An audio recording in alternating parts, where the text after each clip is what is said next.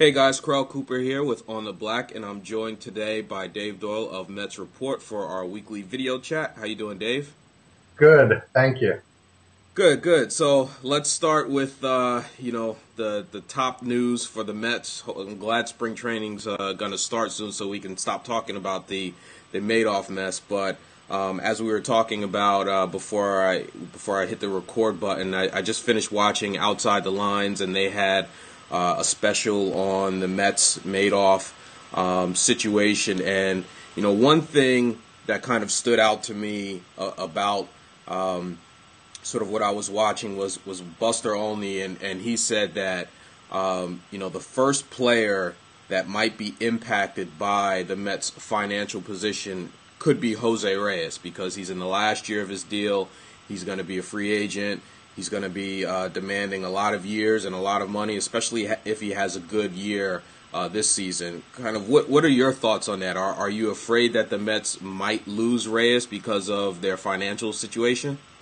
Yeah, I do, and I think that they may be able to cloak that somewhat in this new front office that they have. Doesn't believe that Reyes is worth X number of years or X number of dollars, so that it made sense for them to let him go and blame it on that as opposed to the finances of the owners.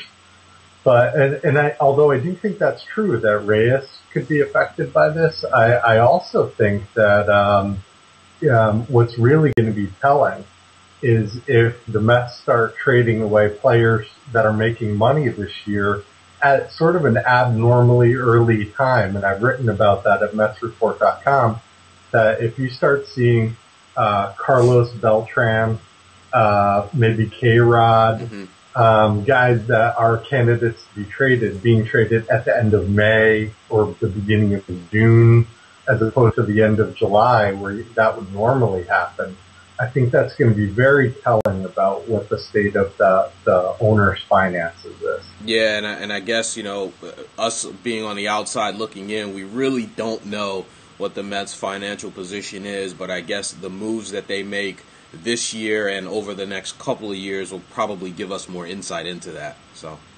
yes, definitely, and I also wrote about this yesterday, that on FoxSports.com, Ken Rosenthal and John Paul Morosi wrote a good article about how it's possible that because of revenue sharing in baseball, and the Mets have always been paying into revenue sharing, that it's possible that if this does go to before a judge or a jury, that the trustee for the Madoff case could end up subpoenaing some of baseball's finances, and exposing that to public information, as well as the Mets and the Wilpons' other businesses, which I'm sure nobody wants that to happen. Right. It's that trickling effect could be enormous. I guess we'll see over time. So yeah. So let's switching topics a little bit. Let's talk about sort of the Mets, their ticket plans. I asked a question on Facebook earlier this week, because the Mets came out with these flex packs, these 5, 11, and 17 game packs, and they're virtually, if you buy one of those packs, they're basically giving away tickets to a game. They're calling it a bonus game. And I asked the question if anyone was going to sort of buy any of these packs. I got some responses, yes. I think you said no to that. Want to give some thoughts on the flex packs and what your plans are in terms of tickets this year? Yeah, and what I've been doing the last couple of years is generally trying to buy tickets one at a time, like looking for a good pitching matchup and looking at StubHub, or at the Mets box office, single games here and there. And I'm going to do that again this year. And, when it comes to buying tickets this year, I mean, if you look at it, the team that they're putting on the field this year, the product that they're bringing out there, is a team that won 79 games last year, minus Pedro Feliciano, minus Takahashi. They didn't really add anybody, that of note. So they're bringing back a team that won 79 games, and the all-star front office that they brought in does not inspire me to buy tickets for games. That's the simple fact is that, if they're not going to invest money in the team and the product on the field, I'm not going to go and make a big investment in tickets or ticket packages. It just doesn't motivate me to do that. So I'm going to look for some single games and try to find some good matchups that I like during the season, especially if there's some good pitching matchups that come in. Maybe when the Giants come to town to see Lincecum or Kane, and just keep an eye out for matchups like that as the season goes along.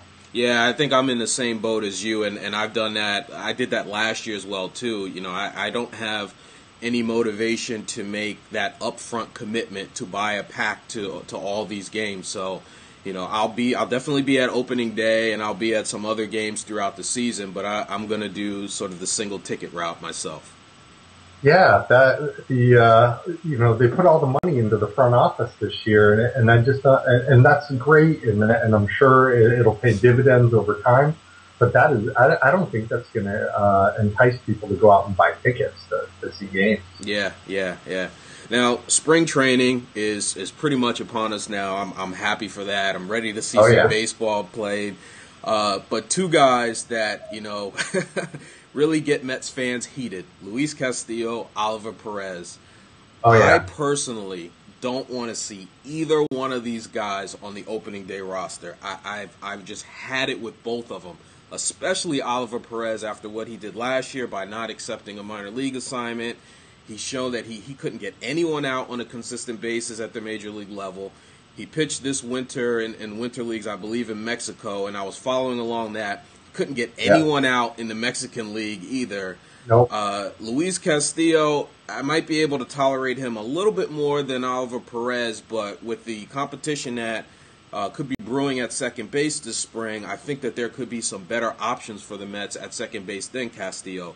What are your thoughts on those guys? Do you think both of them will make the opening day roster? Neither, one of the other? What are your thoughts? Well, I think that Luis Castillo probably will make the opening day roster, and I do think Perez won't make it. I think he'll be gone, and it's going to be a tough pill to swallow for the Wilpons to let $12 million just go down the drain like that. I think that's going to be difficult. And, Castillo, I think, will make the team and be on a very short leash. Mm-hmm. He's got a $6 million deal for this year.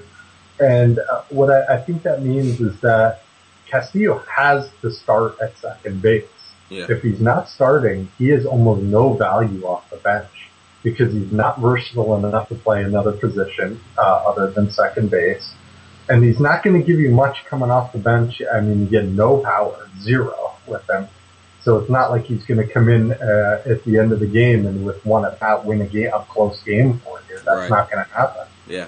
So I think he's going to make the team the complete disaster that Perez has been.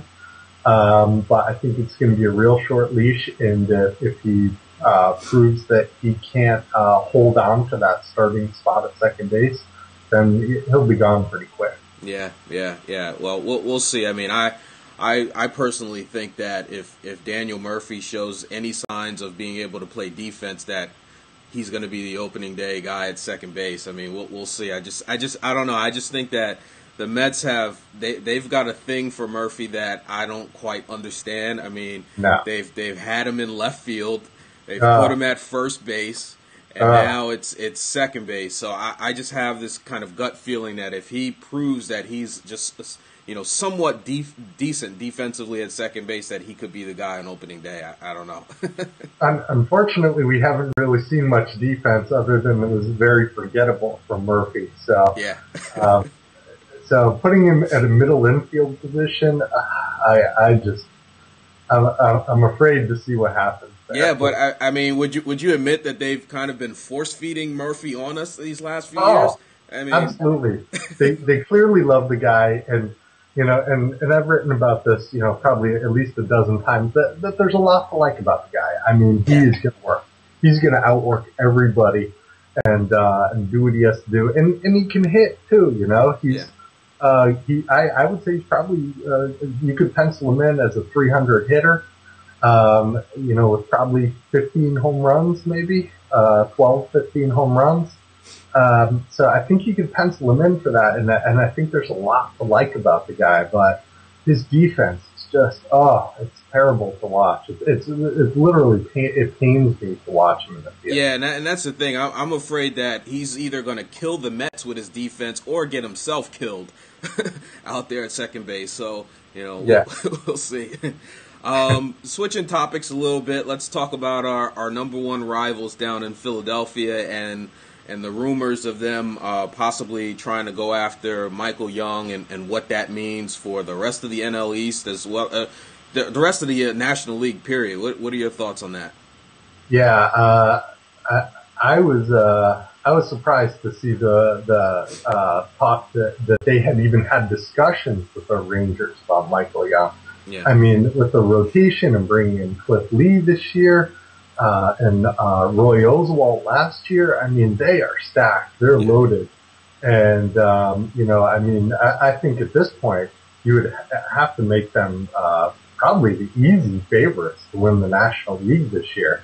And then to go from that point to even talking to the Rangers about Michael Young, I mean, obviously they have their sights set on more than just the National League. They've got their sights set on Yankees, Red Sox, and the top tier of the American League about doing it, going all the way. Yeah. So, it's sad as a Mets fan to see that.